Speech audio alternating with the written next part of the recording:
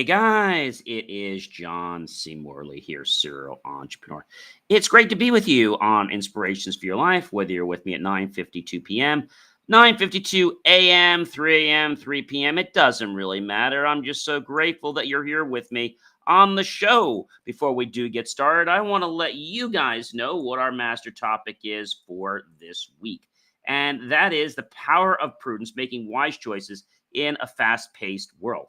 We'll get to what our show topic is in just a moment. I do invite you to go get that tasty, delicious beverage, either a healthy snack like fruits, nuts, or dates, or perhaps maybe something that is not so healthy, like a chocolate, a sweet like cake, or something else yummy like candy. Either way, really hope you'll go rush and get that and come on back. Well, welcome everyone. I am Mr. John C. Morley, serial entrepreneur.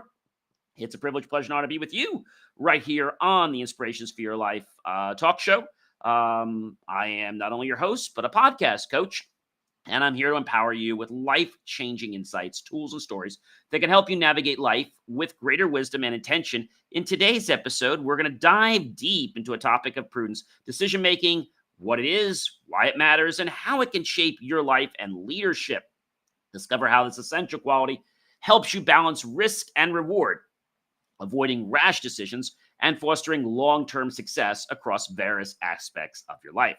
Whether you're leading a team or navigating personal challenges or just looking to make smarter everyday choices, this episode is packed with practical advice and thought-provoking ideas that will help you unlock the full potential of your mind and elevate your life. So it's time to turn your workplace, relationships, mindset into a hub of creativity, motivation, and growth. Great to be with you. Come on, hurry back, everyone. Let's get the show started. So, balancing risk and rewards. This happens a lot when we think about investments, but it also can happen just in everyday relationships. It can happen when we're deciding how we're going to utilize our time. We're going to volunteer our time. So learning how prudence enables you to assess the potential risks and the rewards carefully, allowing you to make decisions that maximize benefits while minimizing drawbacks. Discovering that it's essential to take calculated risks rather than avoiding them entirely or acting impulsively. So what we want to do is we want to look at the calculated risk. We want to look at the data. And we want to do this not based on just feeling. We want to look at the actual things of now, the past, and the present, what could happen. Also, the role in everyday decisions is very important, ladies and gentlemen. Understanding how incorporating prudence into your daily life can positively influence your health, your finances, your personal relationships, and even your relationship with yourself, like time management, things like that. From budgeting, lifestyle changes, career decisions, prudence will play a significant role in shaping the outcomes of your daily choices. Importance in leadership is key. Uncovering the vital role prudence plays in leadership. Effective leaders understand the value of making well thought out decisions that inspire confidence and foster a productive work environment. Prudence ensures that you set realistic promises and goals and navigate challenges with strategic foresight. This is not something that someone's going to tell you. Prudence is something you have to discover on your own. And the more you discover it, the more you're like, oh, wow, this is pretty amazing. This is incredible. And that's what I want you guys to discover for yourself. Prudence is a tool that allows you to take the here and now, the past, as well as the present, and come up with a plan of, well, what do I do next? Where do I go next? I mean, I think that's a big thing for a lot of people, but you might not necessarily understand it. And that's perfectly okay. So you can learn as you go along. Avoid emotional decision-making. Knowing that emotions are important, but we have to check in when making decisions with other parts, like our logical and rational mind. Prudence promotes rational thinking and helping you make consistent and sound choices, even when faced with emotionally charged circumstances. The rule of thumb is if something is getting you to make a decision and it's emotional, put it away for a moment. let the emotions kind of, let's say, flame down. And then what you can do is you can make a choice to look at that decision in a more intelligent light, because now you're not going to be pressured by the emotions. So I want to talk to you about a charity I went to. I'm not going to give you the name of it, but it was in town. And so I've gone to it for years. It's around October time. And it was a great event. And half of the money would go to the town for one department, and one would go to the other department of the town. There were two departments. And so last year they decided to not do it anymore like that. And still they mentioned it as a town event, but actually an outside organization that had residents in the town were the ones they let do it. Now, I got to tell you, the first time I went there, the first thing is they were very pressuring about wanting my credit card when I checked in. I didn't give it to them online other than just to pay for my ticket. I got there and they said, well, we still need your credit card. I'm like, why? Well, because you're going to need it for bidding and all kinds of things during the night. And I was like, really? Yeah, you're going to need it. Okay. So I gave it to them a little reluctantly. And so my table and we sat down, and I remember wanting to buy my table. I think it was some Cracker Jack boxes. And so there were 8 people at my table. So I figured, what's the most they could charge for Cracker Jack boxes? Even at a Yankee game, $10.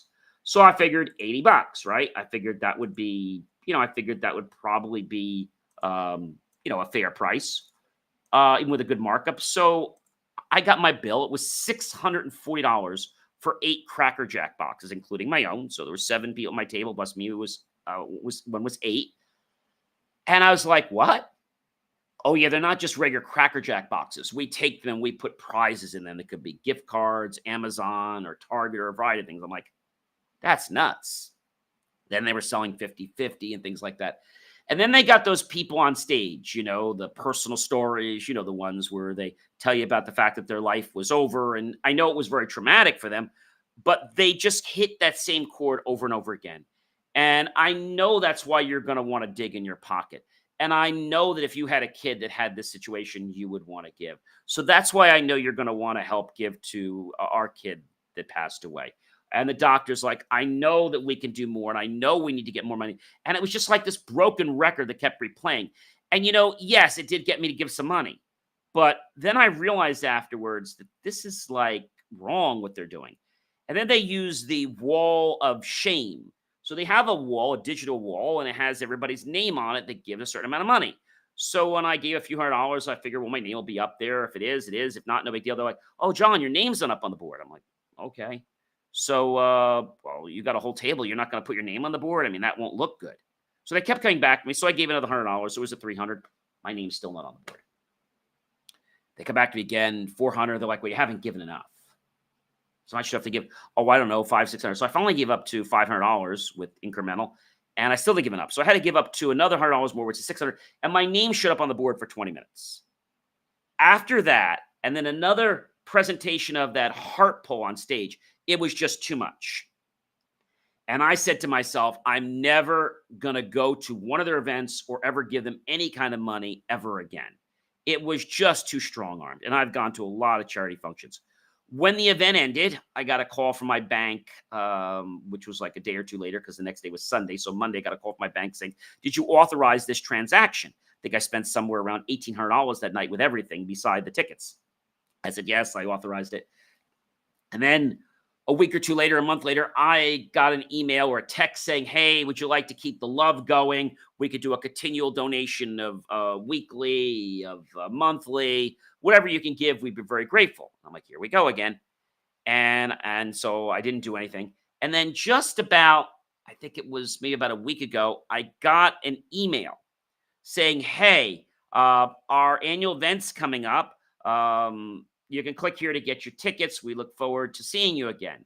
And I responded, no, I will not be attending. So I got a message back, why? And I said, well, to be honest with you, you guys, I know we're a charity, but the way you strong-arm people, the way you kept pressing that emotional button, it should have been a crime. Please remove me from all further correspondence, whether that be text, email, phone calls. I want nothing to do with your organization. I understand that your kid had a very serious challenge, and I'm sorry for that and for your loss. But the way that you and this other organization is strong arming people, I don't go for this. So I'm out.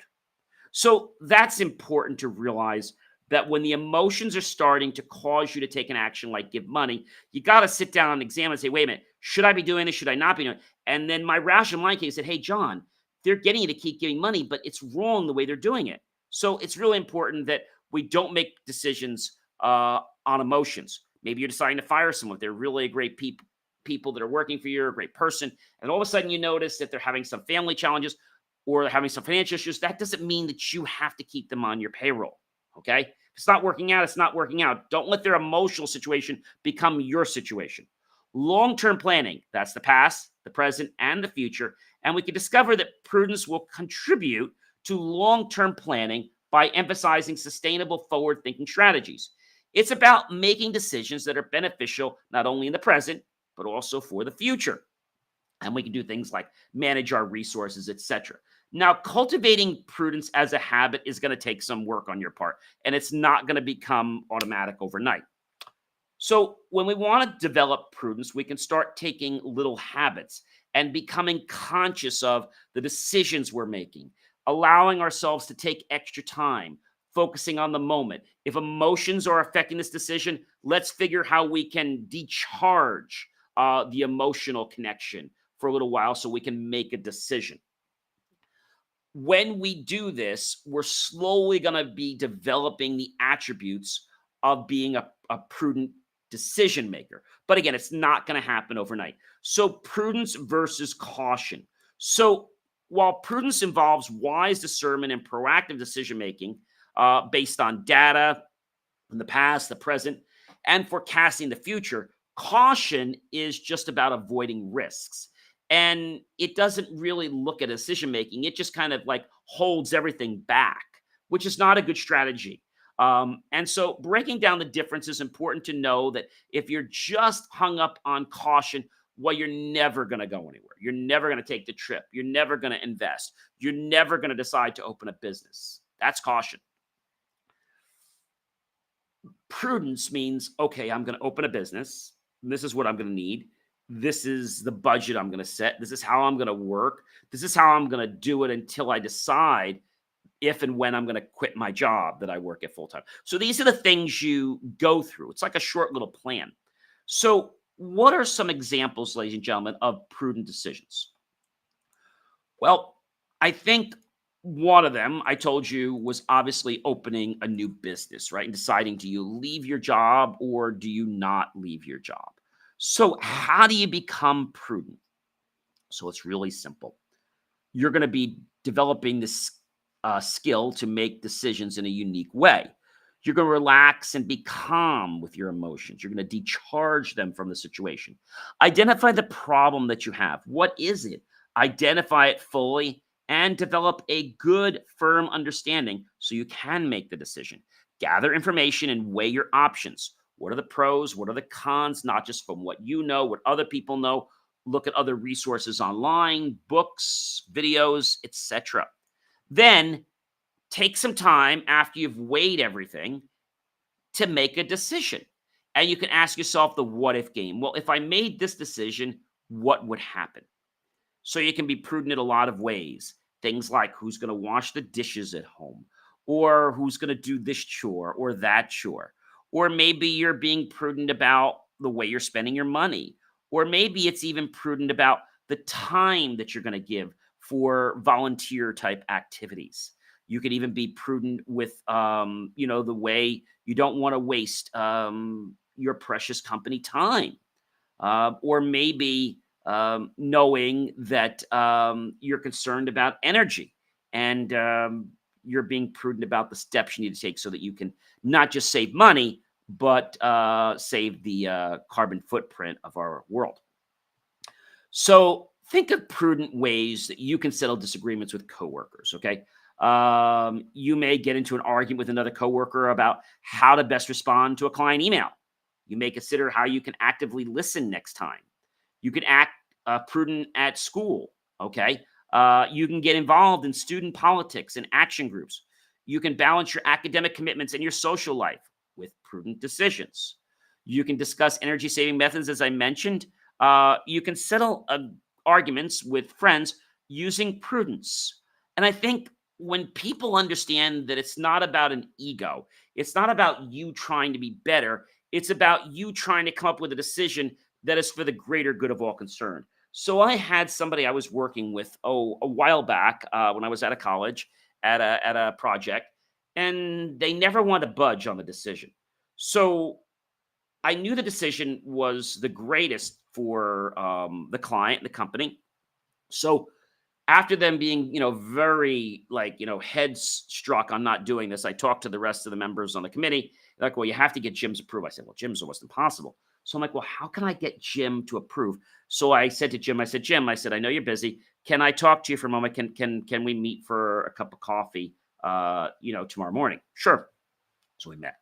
And I said, look, Jim, I understand that you are opposed to moving forward with this recycling project in our company. I understand that, and I respect the reasons why you are against it. You've made them very, very clear. And although this is something that I want, that's not why I want to talk to you today. The reason I want to talk to you today is this isn't about me. It's about the greater good of our company and the clients we serve. So I did some quick math calculations, and I provided you a spreadsheet here in this presentation. And I wanted to show you that if we were to save, okay, just let's say from the basic project, we would save about $2.50 a day using this new recycling method. I know there could be some challenges in the beginning. So even if we took 250 a day, let's say times 365 days a year, but let's just say we had some downfall. So I'm going to take out 30 days and it takes a month. So let's just say we made $882.50, or let's just call it $800 with holidays. So if we made $800, okay, by saving money, we would be able to take that $800 in our first year, okay, and invest it into XYZ. Then by doing that, we could have double the amount of recycling, and we actually would save $1,600 the next year. Again, the decision about accepting or rejecting it has nothing to do with me. If you don't accept it, I understand, but I at least wanted to talk to you because I know that this could do a real 180 for our company. And I know you and I, being with the company for a long time, understand the value that we want to put forth for the rest of the employees, for clients. And I know we're very concerned about sustainability. And I know that if we went to the meeting and we vetoed this, and we had to spend more money to get our trash off premise and not do our own on premise recycling, it might seem like a better solution now because there wouldn't be that couple weeks of downtime. But if we look at it, our contract would only be good for 1 or 2 years, and it actually would be costing us more money, as I said. Actually, an additional $2.50. So that means that we would actually be paying $800 the first year. The second year, if it stays the same, $1,600, and it's going to go up the next year. And there's no way for us to lower our costs. I just see things getting higher and higher. So I know you want to do what's best for the team, and I'm hoping that maybe you'll at least consider the opportunity of doing what I know is best and what other people think is best, which is to employ this sustainability recycling program in our company. So prudence in ethical decision making is something that a lot of people don't understand. So we have something called morals, which is how we relate to the world and what we think is good and what's bad. Ethics, what society believes is good or bad, right? And then we can choose to adopt that into our own subsystem. What I like to say is that our personality can choose to sync with certain beliefs from the ethical system and adopt those to our own if we believe that makes sense. Ladies and gentlemen, you know who I am by now, but if you don't, I'm going to let you know. I am Mr. John C. Morley, serial entrepreneur. It's been a privilege, pleasure, and honor to be with you this fantastic evening. I hope you like, love, and support the channel. Comment below, tag your friends, colleagues, and associates with all these great things. And of course, remember to let me know what you want to see in the next video, and I'll catch you guys real soon. Check out all my other great forms of short content and long content. And together, I hope we can make the world a better place one day at a time. See you soon, everyone.